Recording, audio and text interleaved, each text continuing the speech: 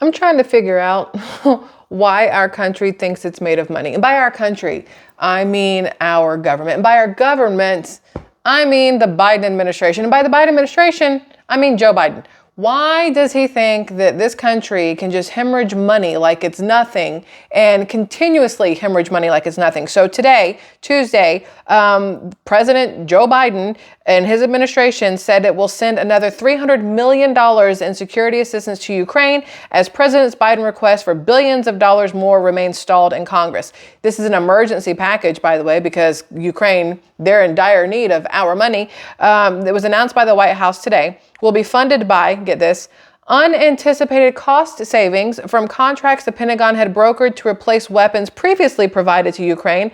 National Security Advisor Jake Sullivan told reporters the package will include artillery shells and other weapons, he said. So basically, we're sending a bunch of stuff to Ukraine so they can do this. Okay, see that there? Yeah, got it? $300 million worth, which is, I'm pretty sure that $300 million could really go towards a lot of things. I don't know, fixing our water systems, fixing our electrical grids, like the whole entire thing across the entire country, fixing the issue with homelessness, maybe not fixing it, but putting a pretty big dent in it, if you ask me, with $300 million, not to mention the billions that have been given to illegal immigrants that have come through the borders, whether it's the southern border, the northern border, left and right. They're probably coming in from everywhere at this point. But all of that money that has been given away to everybody, like LeBron James, when he does that thing where he puts the powder in his hand, he says like this, and then the powder goes up above him. He does this before games. It's really stupid looking, but you do you, boo. So he does this. That's what Biden does with the American money. He gets it somehow and he goes, I could do a lot with this. I could hand it out here to my constituents, to the states in my country that I'm supposed to, care about and uphold all these laws and constitutions and whatever else and, do the best for them. I could do that, but you know what? Ukraine, illegals, whatever else. We're just going to throw it willy-nilly up in the sky and see where it lands. It won't be in the United States, though. Not for the citizens, at least. Y'all thought you were going to get something out of the president. Not happening. It says it turns out we negotiated well, according to Sullivan. Those contracts came in under budget. So we have a modest amount of funding available. And to put a fine point on it, we're able to use these cost savings to make this modest amount of new security assistance available right now without impacting U.S. military readiness. Hey, I don't know if y'all can smell it, but I smell bullshit. And let me explain why. Those cost savings, do you know how they got those cost savings? Because the government owns the companies that won the awards to build the ammunition and do everything else previously. It was government-owned companies won the government contracts. That's literally like one of the most illegal things you can do. Like so incredibly double dipping and whatever else. They didn't let it bid out to real companies because they knew that the companies that the government had its hands in, its little dirty little grubby paws in, were going to win these bids for all of the firepower that was being sent over to Ukraine.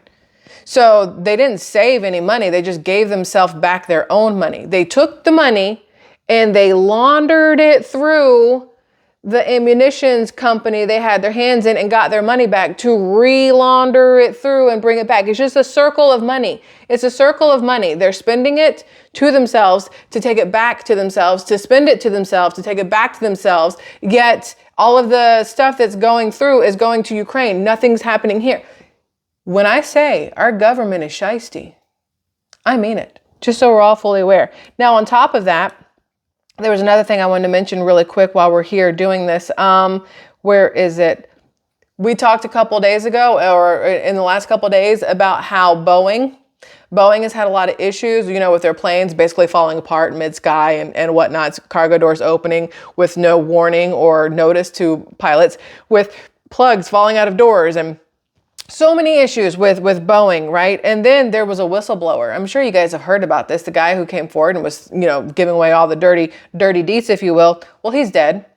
So Boeing whistleblower John Barnett found dead amid depositions against plane company. And in case you weren't aware, this is the Boeing logo. So there's no confusion on who we're talking about right now. This is actually right outside of LAX in LA.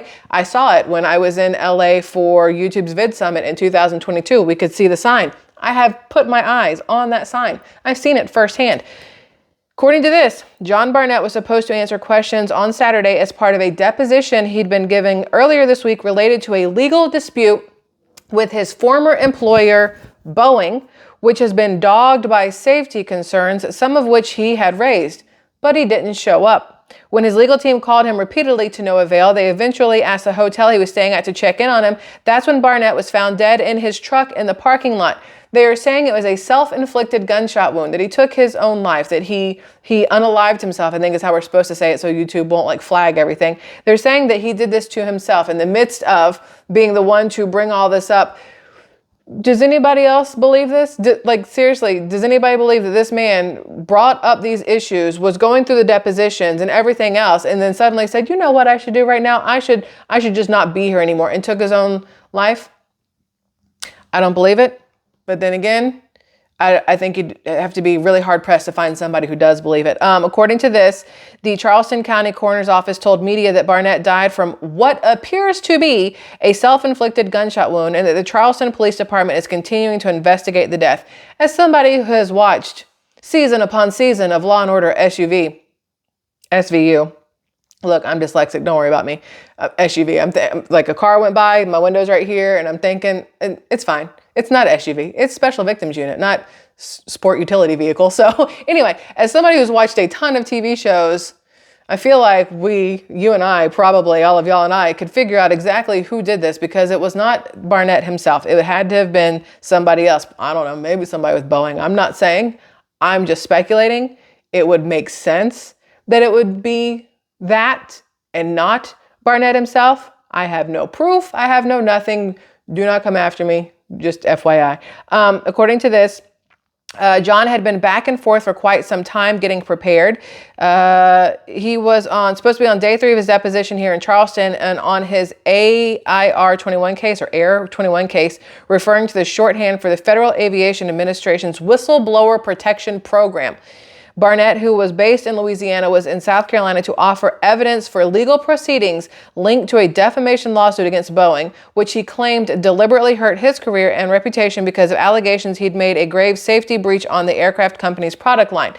So not only was he a whistleblower, but then he was also somebody that Boeing was trying to blame, and it was just a back and forth. So what really happened to John Barnett?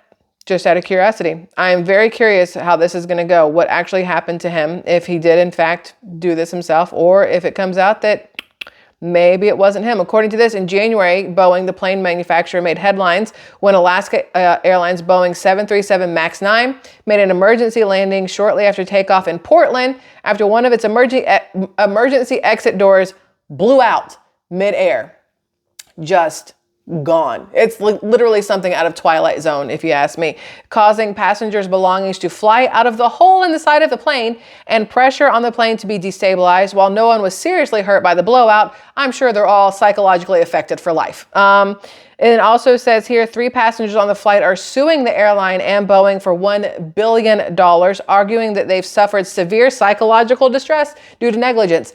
I wasn't on the plane, and I have psychological distress from it. You're not going to get my ass on a Boeing 7 anything at any point in time in the near future, just so we're all fully aware. I'm psychologically affected watching their psychologically affectedness. It's not the right word. Alaska Airlines temporarily grounded its fleet of Boeing 737 and 739 planes. I think that's how it goes. Immediately after the accident, and greenlit them to fly again just weeks later. But then there's more problems. I mean, it's never ending. We'll see what happens here. There was one that just happened Monday. More than 50 passengers were injured after a LATAM Airlines Boeing 787 bound for New Zealand from Australia plummeted midair, throwing passengers out of their seats in what carriers said was a technical event, and it's now under investigation. Y'all, Squirrel Tribe, it's never ending. We're going to keep up with this, and I'll bring you more later. Love you guys. Bye.